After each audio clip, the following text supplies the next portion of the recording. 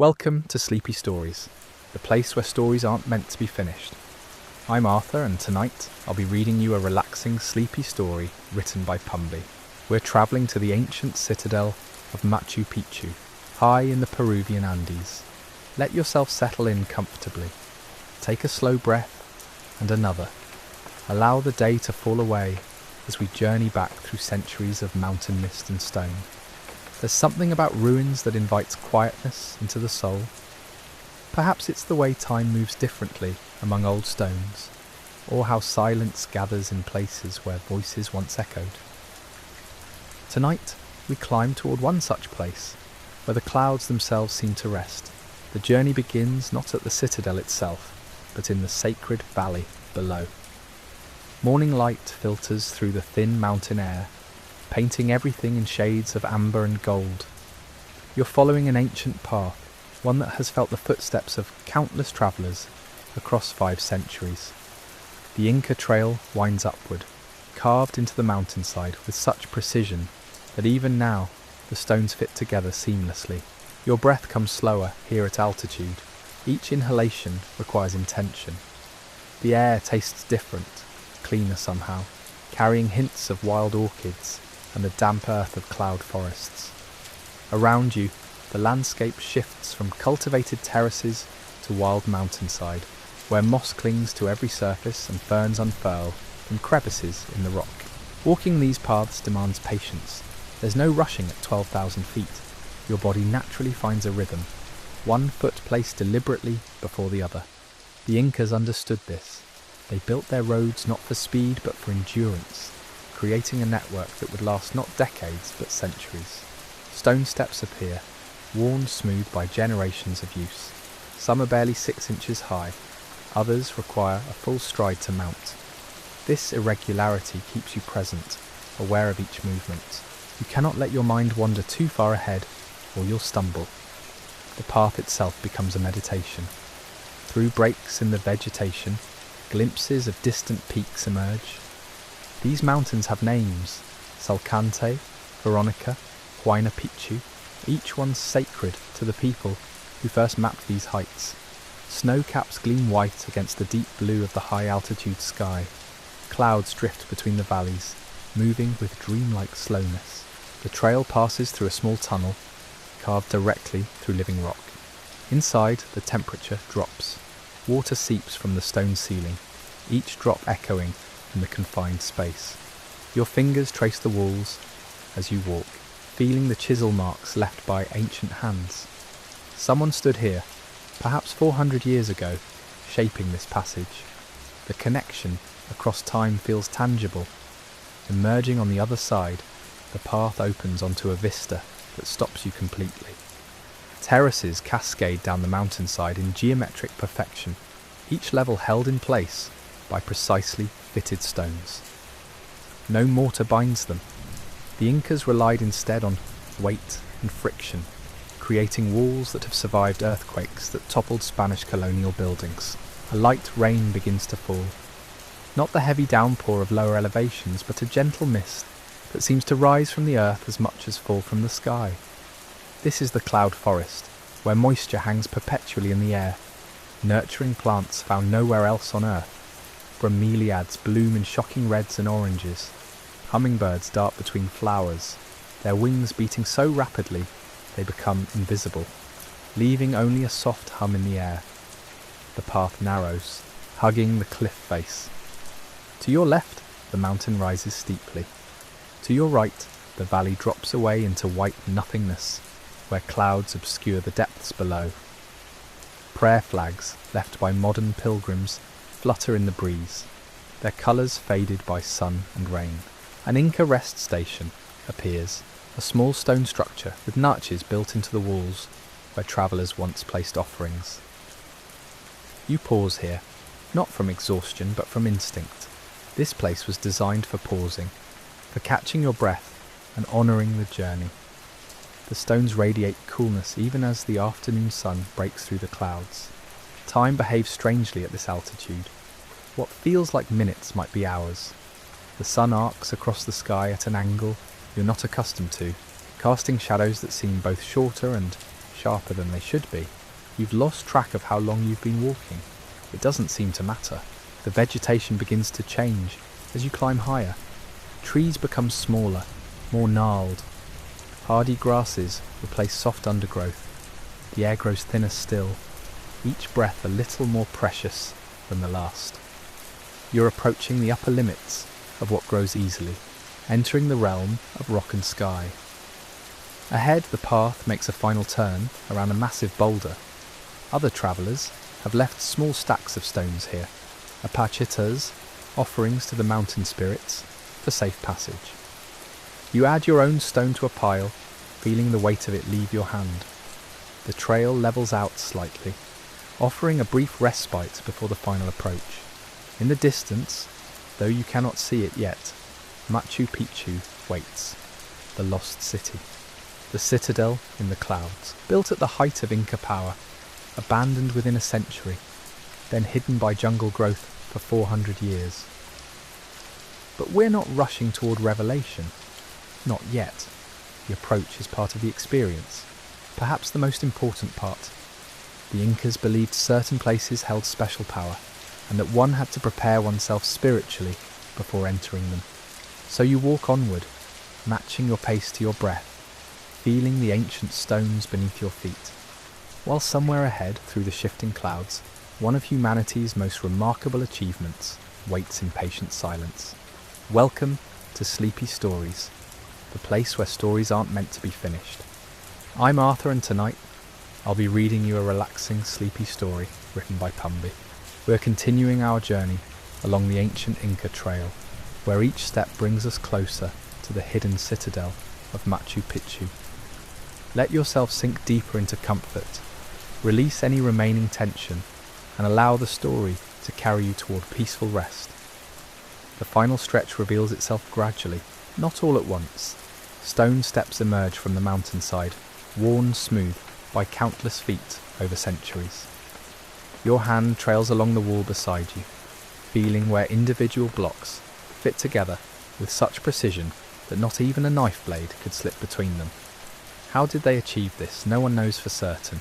The Spanish chroniclers never documented the technique, and the knowledge died with the master builders. You pass through a tunnel carved directly into the rock. Inside, the temperature drops noticeably. Water drips somewhere in the darkness, each drop echoing softly.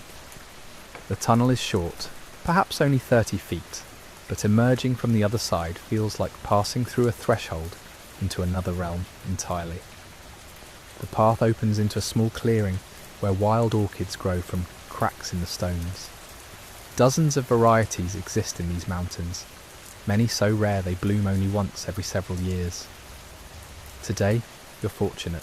Delicate purple petals unfurl from impossibly small spaces in the rock, defying logic with their beauty. A viscacha, a rabbit-like rodent with a long curled tail, sits motionless on a boulder, watching you with dark eyes. These creatures were sacred to the Incas, believed to be messengers between worlds. It remains perfectly still as you pass, then disappears silently into the rocks. The air carries a different quality now. You're close. Though the city itself remains hidden, you can sense its presence the way you might sense a vast building just around a corner. The energy shifts, becomes heavier somehow, more concentrated. Another set of stairs appears, steeper than before. These are original Inca construction, each step carved from a single piece of granite. Some are so tall you must use your hands to pull yourself up. The Incas were generally shorter than modern people, yet they built these steps for giants, or perhaps they wanted the ascent to be challenging, to ensure that only those truly committed would reach the summit. Halfway up this section, you encounter the first agricultural terrace. It's small, just a semicircle of flat land supported by a retaining wall. Wild grasses grow there now, but once it would have produced crops. The Incas understood that farming at this altitude required innovation. They engineered drainage systems to prevent erosion, selected crops that could tolerate the thin air, and positioned their terraces to maximise sun exposure. You rest briefly at the top of the stairs. Below, the valley stretches out in layers of green and grey, clouds moving through it like slow rivers. Above, the sky has cleared to a brilliant blue, so intense it almost hurts to look at. This is the blue of high altitude, where less atmosphere filters the light. Your breathing has adjusted to the elevation. Each breath feels normal now, though you're pulling in less oxygen than you would at sea level. The human body is remarkably adaptable. Given time and patience, it can function in environments that would initially seem impossible. The path curves around a ridge, and suddenly you see it, just a glimpse, before the angle changes and it's hidden again. A stone wall, part of a building, definitely man-made, definitely ancient. Your heart rate increases slightly, not from exertion but from anticipation. But we're not rushing. The Incas believed in approaching sacred spaces with proper reverence, so you continue at the same measured pace, even though every instinct urges you to hurry forward. More structures appear, still partially concealed by vegetation and terrain. These are the outskirts of the city, the agricultural zones where farmers would have lived and worked.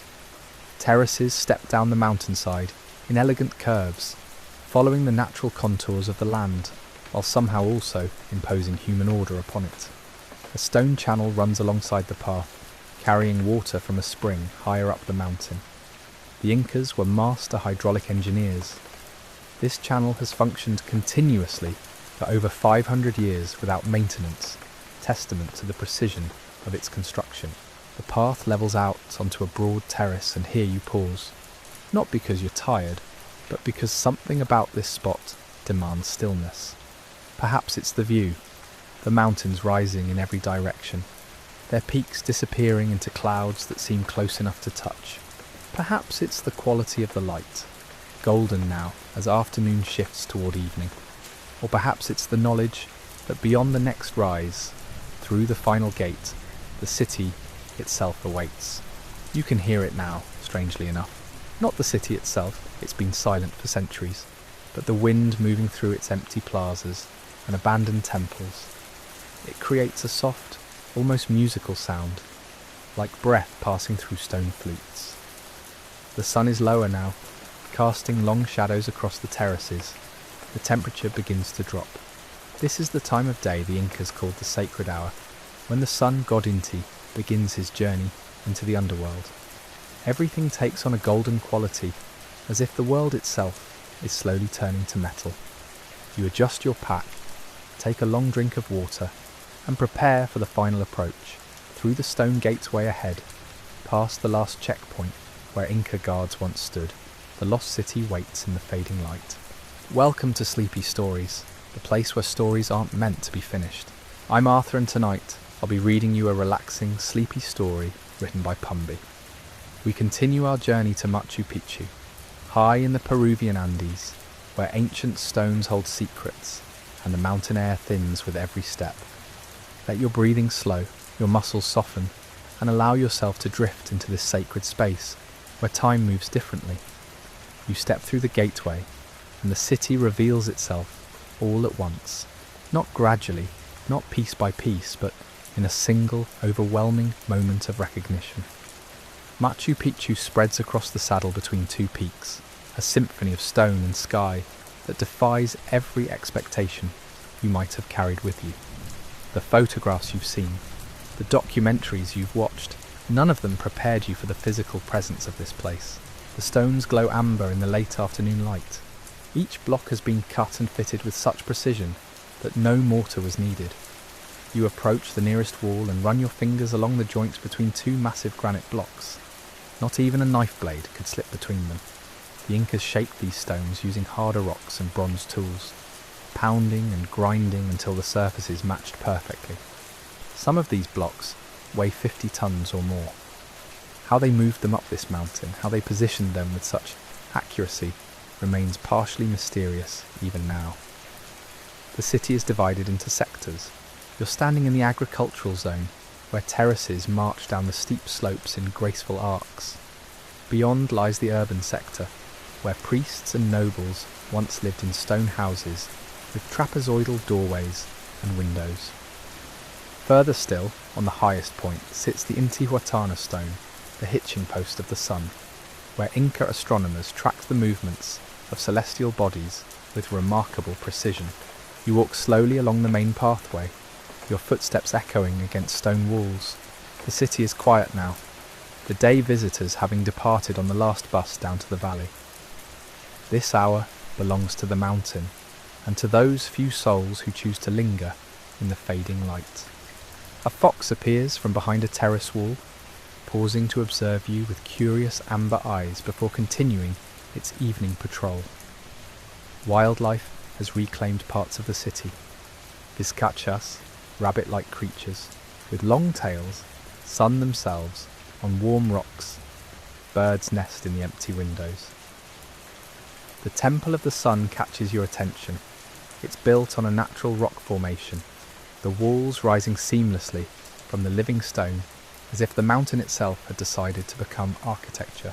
The temple's curved wall is one of the finest examples of Inca stonework anywhere, each granite block shaped to follow the arc with mathematical precision.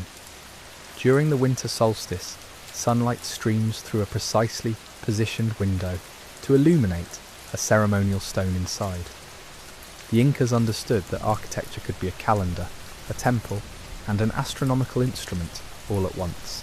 You climb the steep stairs toward the Intihuatana, pausing on each level to let your breathing settle. The altitude makes itself known again with any sudden exertion. Patience is required. Rush nothing here. The stairs themselves are cut from single pieces of rock, worn smooth by centuries of feet.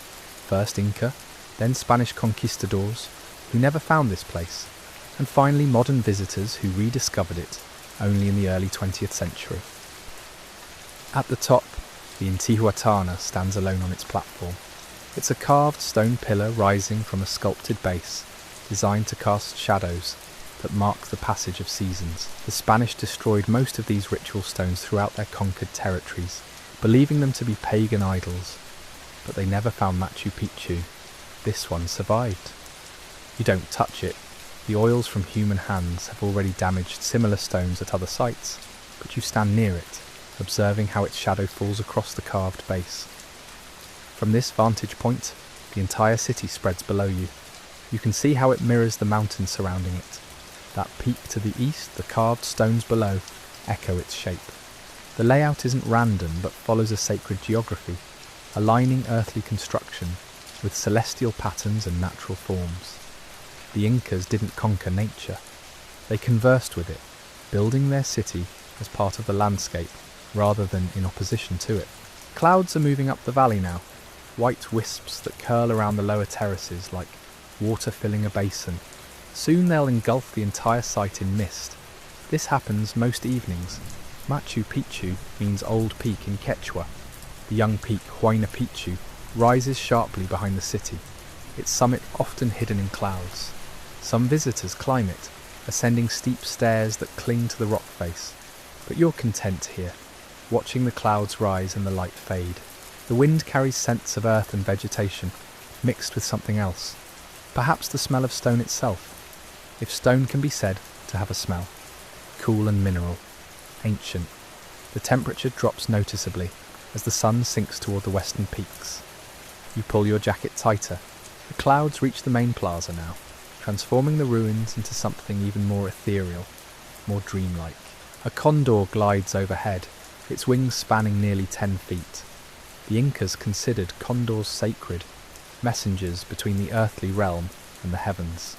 This one circles twice before catching a thermal and rising higher, higher, until it's just a dark speck against the deepening blue. The city is disappearing into mist. Soon you'll need to make your way to the lodge, to warmth and shelter, but not quite yet. Welcome to Sleepy Stories, the place where stories aren't meant to be finished. I'm Arthur, and tonight I'll be reading you a relaxing, sleepy story written by Pumby. We continue our journey through Machu Picchu, where mist rises through ancient stones, and the evening settles over this sacred city. Let your body sink deeper into comfort as we wander through terraces carved into mountains centuries ago. For a moment longer, you remain still, watching the fog transform everything it touches. The sharp edges of doorways blur, walls seem to float. This is how the city must have appeared to those who lived here. emerging from clouds each morning, dissolving back into them each night, a rhythm as reliable as breathing. You begin descending from the Intihuatana, taking each stone step deliberately. The mist has made surfaces slick, and the light is fading fast now. Other visitors have already retreated, their voices long since swallowed by distance and clouds. The silence here isn't empty though. It's full, loaded with the whisper of wind through grass, the settling of stones as the day's heat releases, the far-off rush of the Urubamba River cutting through the valley below. Halfway down, you pause at the sacred plaza. 3 walls form a U-shape around open space.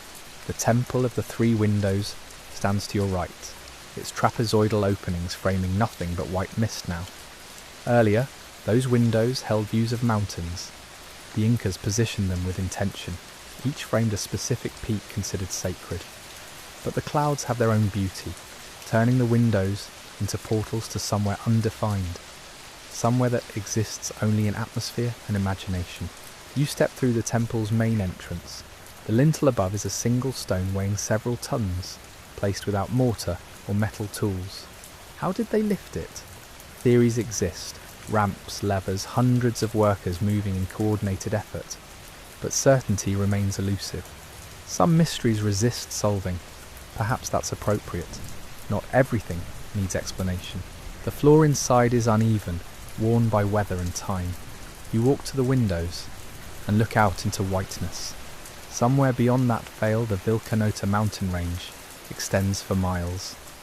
The Incas called it the spine of the world. Rivers flow from its glaciers, feeding the valleys below, eventually joining the Amazon basin. Water from these peaks travels thousands of miles to the Atlantic Ocean. Standing here, you're at a continental divide, a place where directions are determined and journeys begin. Something moves in the mist. You lean forward slightly. A vicuña, the wild ancestor of domesticated alpacas, steps delicately across a lower terrace. Its coat is thick and cinnamon-coloured, valuable enough that in Inca times only royalty could wear fabric woven from a vicuña wool. This one seems unbothered by your presence, or perhaps can't see you through the fog. It pauses to nibble at grass growing between stones, then continues on its way, disappearing as completely as if it had never existed. The light is nearly gone now. You should move toward the lodge, but your feet seem reluctant. There's something about this threshold moment, day becoming night, visibility becoming obscurity, that feels significant. Transitions hold power. They're neither one thing nor another, existing in between spaces where transformation happens. You leave the sacred plaza and follow the path toward the residential sector. These buildings housed not priests or nobility, but craftspeople, servants, workers who maintained the city's daily functions. Their rooms are smaller, more numerous, arranged in efficient clusters. Doorways here are human-scaled, not monumental. You can imagine families sleeping on these floors, children playing in these courtyards, meals prepared over fires, whose smoke blackened ceilings, now open to sky. One room still has its stone pegs protruding from the wall, hooks for hanging hammocks or storage bags. Another contains a carved channel that once directed water for washing. The Incas engineered sophisticated hydraulic systems throughout Machu Picchu, bringing spring water down through stone aqueducts that still function after 500 years. You can hear water trickling nearby, following its ancient route. The path curves past a series of fountains, each one slightly lower than the last, 16 in total, descending through the city. The water flows continuously, clear and cold. You cup your hands beneath one fountain and drink. It tastes of stone and altitude, clean in a way that makes you realise how rarely water tastes of nothing but itself. A lamp flickers on near the lodge entrance ahead. Warm light spills across flagstones. You can smell wood smoke now, and something cooking, soup perhaps, or bread. The prospect of warmth and food pulls you forward, but slowly. No need to rush these final steps. Inside, the lodge is built from the same materials as the ruins, stone and wood, simple and elegant. But here, comfort has been added. Soft cushions on chairs, woven blankets in rich colours, Candles burning in wall niches. Other guests sit near the fireplace, speaking in low voices, their faces glowing orange in the firelight. You find a chair near the window. Outside, the mist has become complete darkness. Nothing visible except your own reflection in the glass. Somewhere out there, the ruins stand as they've stood for centuries, patient and permanent. You'll see them again in the morning, when first light touches the eastern peaks and the city emerges once more from shadow. For now, you sit in warmth, feeling the day's walking settle into your muscles. Tomorrow holds more terraces to explore, more stones to wonder at, more silence to absorb. But tomorrow is hours away. Tonight requires nothing except this chair, this fire, this gradual unwinding of a body that has climbed mountains and walked through clouds. Welcome to Sleepy Stories, the place where stories aren't meant to be finished. I'm Arthur, and tonight I'll be reading you a relaxing, sleepy story written by Pumby. We're concluding our journey to Machu Picchu, where ancient stones hold centuries of silence and mist transforms ruins into something beyond time. Let your breathing slow, your body sink deeper into comfort, and allow these final moments in the clouds to carry you gently towards sleep. A candle gutters on the table beside you, wax pooling around the wick. You watch the flame dance, its light throwing shadows that shift and merge across the stone wall. Someone has left a book open nearby, its pages covered in Spanish text you can't quite read in the dim light. The fire pops, sending a small shower of sparks up the chimney. One of the other guests stands, stretches, and quietly leaves the room. Their footsteps fade down the corridor toward the sleeping quarters. You should probably follow soon, but not yet. Through the window, you catch the faintest outline of something moving. Clouds, perhaps, drifting past. Or maybe it's nothing at all, just your eyes trying to find shapes in darkness. The glass reflects the room behind you more clearly than it shows anything outside. You see yourself sitting there, framed by firelight, looking oddly at home among these ancient stones. Tomorrow you'll wake before dawn. That's the plan anyway. To be on the terraces when first light touches the peaks, when the city transitions from night shape to day shape, from imagination to reality. But plans feel distant now. What matters is this moment, this chair, this particular quality of tiredness that comes from walking all day at altitude. Your legs remember the climbing. Your lungs remember the thin air. Your eyes remember how the mist made everything uncertain. The fire has burned down to coals. Someone should add wood, but no one does. The heat remains, radiating from stones that absorbed it hours ago. You understand why the Incas built with stone. It holds things, warmth, cold, time itself. These walls around you aren't separate from the ruins outside. They're part of the same conversation, the same relationship between human hands and mountain material. A dog appears from somewhere, padding across the floor on soft paws. It's one of the lodge dogs, allowed to roam freely. The animal settles near the fireplace, with a long sigh, chin on paws, eyes half closed. Within seconds it's asleep. You envy that ability to surrender so completely to rest. Your pack sits near your feet, still dusty from the trails. Inside are layers you didn't need, snacks you didn't eat, a water bottle now empty. You'll refill it before bed. The thought of standing, of moving, feels impossible right now. But eventually you'll manage it. Eventually you'll walk down that corridor, find your room, slide between clean sheets, and let this day dissolve into sleep. What will you remember from today? Not everything, certainly. Already some moments have blurred together, but certain images remain sharp. The way sunlight filtered through fog in the sacred plaza, that vicuña standing motionless on the path, the taste of water from the ancient fountain, the weight of silence in the temple of the sun. These pieces will stay, settling into memory like sediment, forming layers you'll discover years from now when something unexpected brings them back. The lodge is growing quieter, voices have stopped. Even the fire makes barely any sound now, just the occasional soft collapse of coals rearranging themselves. The dog twitches in its sleep, chasing something through dreams. Outside, the night holds the ruins in darkness.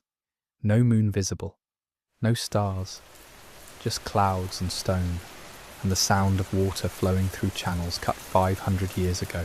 You think about the people who built this place, not the rulers or priests whose names might be recorded somewhere, but the ones who carried stones, who fitted them together, who climbed these same paths every day until the shapes became automatic. Did they ever sit like this at day's end, too tired to move, watching firelight flicker across walls? Did they feel what you're feeling now, this particular combination of exhaustion and contentment, of being exactly where you should be? The candle finally goes out. A thin line of smoke rises from the blackened wick, visible for a moment before disappearing into shadow. That's your signal. Time to stand, to gather your pack, to make your way down the corridor. Your body protests when you rise, muscles stiff from sitting too long after walking too far. But you move anyway, slowly, carefully, feeling your way along the wall. Your room is small and simple. A bed, a window, a hook for hanging clothes. The sheets smell of soap and mountain air. You don't bother with anything except removing your boots. Even that feels like tremendous effort. Then you're horizontal, and the mattress receives your weight like the earth receives rain, like stone receives sunlight. Through the window, darkness continues. Somewhere out there, the terraces step down the mountainside. The Intihuatana stone stands in its plaza. The temple of the condor spreads its wings, all of it waiting, patient, permanent. You'll see it again when light returns. But for now, you're here in warmth and darkness, feeling the day release its hold on you bit by bit. Your breathing slows. Your thoughts begin to drift like mist through ruins, touching things briefly before moving on. Outside, water flows through ancient channels. Inside, you finally let yourself fall, down through layers of tiredness, into the deep silence where nothing exists except stone and sleep and the endless patience of mountains. You wake once during the night, though you're not sure what pulls you back to consciousness. Perhaps a sound, perhaps nothing at all. The room is utterly dark. You lie still, listening. Water trickles somewhere outside, following its ancient path through stone channels. The wind moves across the terraces, creating that same soft musical sound you heard at dusk. Beyond that, silence so complete it feels physical, like something you could touch. You don't reach for a light or check the time. Those actions belong to a different world, one that exists far below these mountains. Here, darkness is just darkness. Night is just night. You let your eyes close again, feeling the altitude in your chest, that slight thinness to each breath that reminds you where you are. Sleep returns easily, pulling you down like water finding its level. Dreams come, though you won't remember them clearly. Something about walking, always walking, stone steps rising into clouds, doorways opening onto views that shift and change. The normal logic of waking life doesn't apply. You're climbing and descending simultaneously. The path ahead is also the path behind. Time folds in on itself until everything exists at once. When you wake again, it's to the faintest suggestion of light. Not dawn yet, but that moment before dawn when darkness begins to thin. You sit up slowly, feeling the cool air on your face. The window shows nothing but gradations of grey. Sky slightly lighter than mountain. Mountain slightly lighter than valley. Everything else is suggestion and shadow. You dress in yesterday's clothes, still slightly damp with mist and sweat. Your boots feel heavier than they should. Every movement is slow, deliberate. The altitude makes haste impossible anyway. Better to move with intention, to let your body wake gradually. The corridor is empty, no sound from other rooms. You make your way toward the entrance, past the great room where last night's fire has gone completely cold. The dog is gone. The chairs sit empty. Outside, the world is waiting. You step through the door into air so cold it shocks your lungs. The sky has lightened to deep blue in the east, though the sun hasn't yet cleared the peaks. Stars still visible overhead, fading but present. the ruins emerge slowly from darkness, gaining dimension and detail as light increases. What was flat shadow becomes wall, becomes doorway, becomes the intricate geometry of Inca stonework. You walk toward the main plaza, your breath visible in small clouds. Frost glitters on the grass between terraces. Your footsteps sound too loud in the silence, so you walk more softly, heel to toe, trying not to disturb whatever peace exists here in these moments before day begins. The Intihuatana stone stands dark against the lightening sky. You climb toward it one more time, taking each step carefully. Ice has formed on some surfaces. You test each foothold before committing your weight. Slowly, steadily, you ascend. At the top you wait. The eastern horizon glows orange now. The stars have disappeared. Below, the city remains in shadow, but the light is coming. You can feel it approaching the way you might feel someone walking towards you in darkness. Inevitable. Approaching. Then it happens. The first ray of direct sunlight touches the highest peak of Machu Picchu. The stone turns gold. The light slides down the mountain face, illuminating everything it touches. The mist in the valleys begins to glow. The terraces emerge tier by tier, and then the sun finds you, warming your face, and the city comes alive in shades of amber and rose and gold. This is why people come here. Not for the history, though the history matters. Not for the architecture, though the architecture astounds. But for this moment when light returns to stone, when the city remembers what it was, when time collapses and 500 years disappear like mist. You stand watching until the sun has fully cleared the mountains, until the whole city blazes in morning light, until you're warm enough to remove your jacket. Only then do you descend, walking back through the awakening ruins toward breakfast, toward the day's exploration, toward whatever comes next. But you'll carry this moment with you, the way light touched stone, the way silence held the morning, the way your breath rose in clouds as you stood on the hitching post of the sun, watching an ancient city emerge from darkness one more time. Some places change you just by letting you witness them. Machu Picchu is such a place, and you are here in the quiet hours when stone and light and silence made something that transcended all three.